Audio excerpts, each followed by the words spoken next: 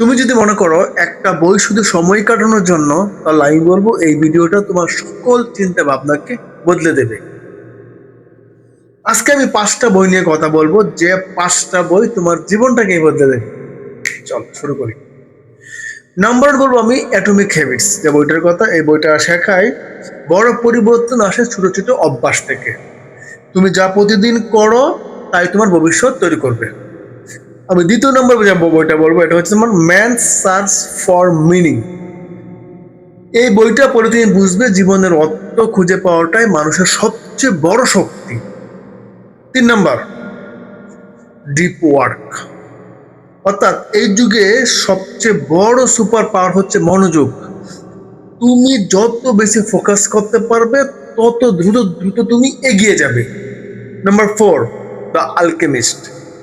এই বইটা শিখাবে তোমার স্বপ্নের পেছনে পুরো মহাবিশ্ব কাজ করে, যদি তুমি সত্যি এটা বিশ্বাস করো। নাম্বার 5, থিঙ্ক লাইক এ মন। মানে এই বইটা শিখাবে কিভাবে মনের অশান্তি কমিয়ে শান্ত ফোকাসড মানুষ হওয়া যায়। এই 5টার মধ্যে তুমি কোন বইটা পড়তে চাও, তুমি আমাকে কমেন্ট করো। আমি এই বইটা নিয়ে পরবর্তীতে একটা চমৎকার ভিডিও বানাবো।